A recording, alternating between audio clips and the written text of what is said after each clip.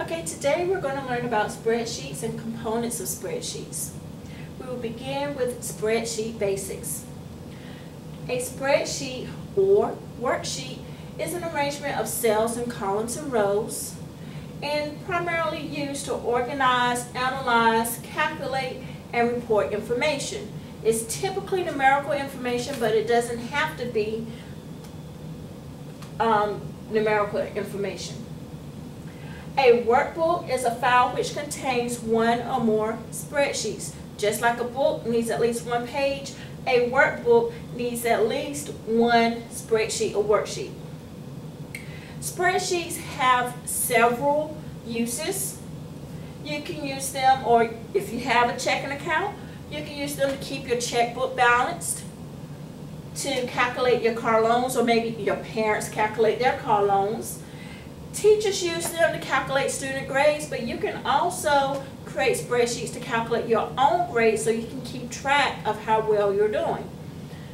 Families use them to create a household budget. They can see their expenses compared to their income to make sure everything is balanced. Now think about some other ways that you and your family can use spreadsheets. Now businesses use spreadsheets as well, especially if they have several employees. They have to pay them, so to keep track of the payroll, they use spreadsheets. And many businesses use spreadsheets to prepare their financial statements so they can see what their profit or loss is, because they don't want to run out of money. Okay. Now, one of the advantages of a spreadsheet is being able to use a tool called what-if analysis. What-if analysis allows you to play out different situations to determine the outcome without having to change all of your original data. There are several parts of a spreadsheet. A spreadsheet is made up of columns, rows, and cells. A column is the vertical arrangement of information and is indicated by letters. So this is column A, column B, column C, and column D. A row is the horizontal arrangement of information, and it's identified by numbers. Row 1, row 2, row 3, and so on. Where a column and a row meet, they form a cell. So this rectangle is called a cell. Okay? The cell address or cell reference is a specific location in the spreadsheet, and it is indicated by the column letter A, B, C, or D, and so on, and the row number 1, 2, 3, 4, 5, 6, and so on. For example, you have cell A4. So that cell is formed where column A and row 4 meet. The active cell is a cell that is ready to receive information. And you can tell which cell in the spreadsheet is the active cell because it will have a dark border around it. Now when you have a range or a group, when you have a group or a block of cells, they form a cell range, such as the cells that begin with A6 and go to E16 form a block of cells or group of cells. And notice that there is a colon between the first cell and the last cell of that cell range. Okay. There are 3 components or parts of a spreadsheet: cell data, formulas and functions, and operations. Cell data is classified according to the reason or the purpose for the information. There are 4 types of cell data. You have labels, values, formulas, and functions. We'll talk about labels first. Now, a label is alphabetical text or numbers that will not be used in a calculation. Remember, a label is alphabetical text or numbers that will not be used in a calculation. When you enter a label in a cell, it will automatically left align. That's one way you can tell that it is a label. Some examples are John Jones. This is alphabetical text, so it's a label. A date, 1/03/2009. Probably won't be doing a calculation with that date, so it's considered as text and therefore a label. Social security number, a phone number, zip code. You don't do calculations on those numbers, so they're considered labels as well. Now, to make sure people know, or the spreadsheet program knows, that you're not going to do a calculation on these numbers, you would type an apostrophe in front of it. So if you type in an apostrophe before that number, then the software program, the spreadsheet program, is going to recognize it as a label, and it's going to make it left aligned in that cell. For example, 27613 is a zip code. The computer doesn't know that. If you put an apostrophe and then 27613, then the computer or the software program, the spreadsheet program, would then know that it is a label and won't try to do a calculation on it if you accidentally put a functional formula somewhere near it. Okay? And again, when you put the apostrophe, it will left align the number, but the apostrophe will not show up in the cell. The only thing you will see is 27613. Okay? A value is a number in which you will do a calculation, such as 150. When you put in a number, the default setting is for that number to be right aligned. That is why if you put an apostrophe in front of it, then it will become left aligned for a label. But if you just put the number in the way that it is, it would be right aligned and considered a value. Next, we'll talk about formulas and functions. Formulas first. A formula is a statement that instructs the software to do a calculation, just like in math. But the software, or the spreadsheet software, is not going to know that you want it to do a calculation unless you begin that formula with an equal sign. When you type the equal sign first, then pull in your formula, then the spreadsheet software will know that you need to form a calculation or perform a calculation. Okay? These are the mathematical operators: plus for addition, hyphen for subtraction, the asterisk for multiplication, the diagonal for division. And these are some examples. And notice that each one of the examples, the formula begins with the equal sign. Okay? This is how you will form a formula. What is first? The equal sign. That lets the spreadsheet software know that it needs to perform a calculation. Then you have cell references, cell addresses. Typically, always when you're creating a formula in a spreadsheet, use the cell reference. Do not use the number in that cell reference.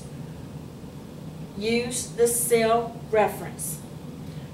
For example, you might have the number 10 in cell B2. So when you do the calculation, it's going to take that 10 and add it to the other cells. However, what if you change that number from 10 to 15? If you have put the number 10 there, it's not going to add 15 to the other numbers. It's still going to add 10.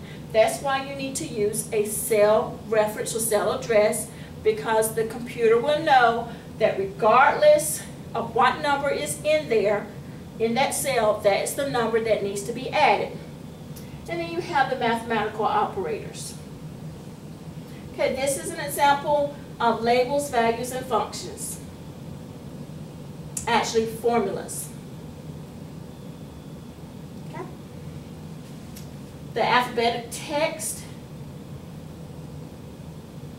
your labels. These are the numbers that you're going to be calculating. They're the values. And right here, this is the active cell. It also says it here, G6, and it's highlighted G6. The formula was added equal G2 plus G3 plus G4 plus G5. Okay? Now the cell, you see the result of that formula. This is called the formula bar. In the formula bar, you can see the formula that you typed in, but in the cell, you can see the result of that formula that you typed in. Okay, remember the order of operations for math. It's the order in which calculations are performed, and you should remember, please excuse my dear Aunt Sally. What do those letters stand for? Or PEMDAS. P-E-M-D-A-S.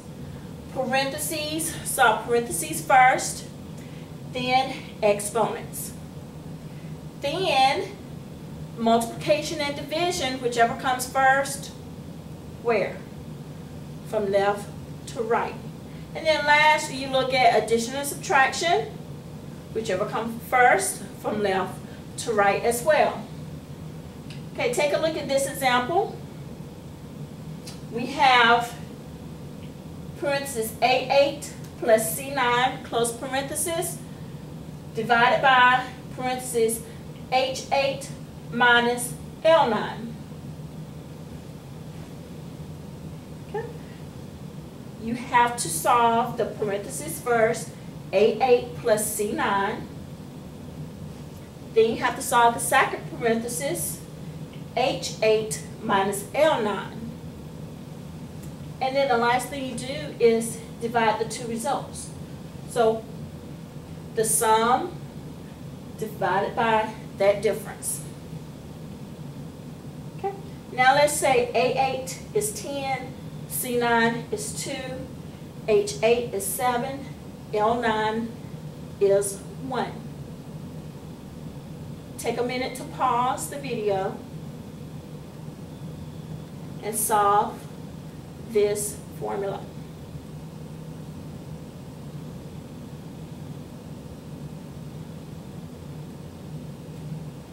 Okay. Here we go.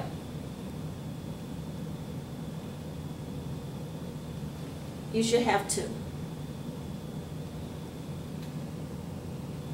Okay, next is a function or functions. Functions are mathematical operations that are built into the spreadsheet program. They are shortcut formulas. They are a shortcut to commonly used calculations. They're similar to formulas in that they have to begin with an equal sign as well. Here are some common functions that you use in math on a regular basis. Average, remember, is the average of a range of cells. Max, if you have a range of cells, it would be the highest number in that range. Min, in that range of cells, it would be the lowest number. And sum, that's the total of the range of cells. So it will add up all of the values in that range and give you a sum. Note to yourself, it begins with an equal sign.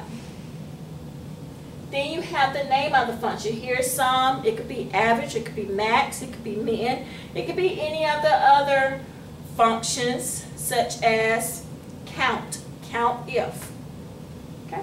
And then you have the range of values. So it begins with B2 and it ends at B6. Notice that there is a colon separating the beginning cell from the ending cell. Okay, this is an example. Equal sum B2 to B5. So this function is telling the spreadsheet program to find the total of these values. And again, in the formula bar, you can see the function, and then right here, you see the actual value. Okay, before we end, you need to know about relative cell references. Okay, it identifies the location of a cell or a group of cells. When you copy and paste a formula or function from one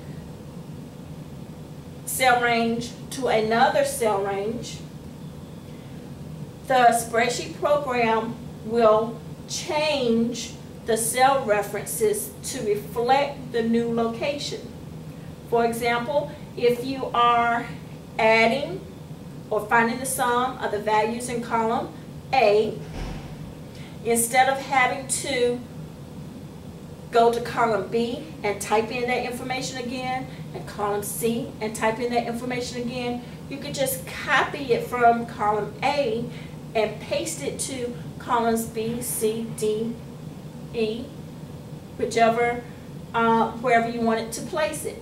And when you do, it will change all of those column references. It just depends on where you pasted it to. So if you paste it to column B, the column reference will be B. If you paste it to column C, the column reference will be C. And the same for the rows. Okay. An absolute cell reference consists of the column letter and the row number surrounded by the dollar sign. For example, $C, $4, or $G, $15. And you use this when you want a cell reference to stay fixed on a specific cell, meaning you don't want it to change. So here, no matter where you copy your formula or function to, it's not going to change. It will always remain C4, no matter where you copy it to. This will always remain G15. For a mixed cell reference, you have a combination of relative and absolute cell references. For example, here we have the dollar sign in front of the E, but no dollar sign in front of the 4. So that means no matter where you copy the formula of function to, the column letter E will remain the same, but the row number 4 can change. So here, if you copy, it could be E7, E8, E9, E10, E1000. Then column E will always remain the same. The row number can change. Or, in this example, F $6. So the column can change, but the row number will remain the same. So you can have A6, B6, C6, D6, and so on. This is a mixed cell reference. Okay, that concludes our lesson on the spreadsheet basics. Thank you.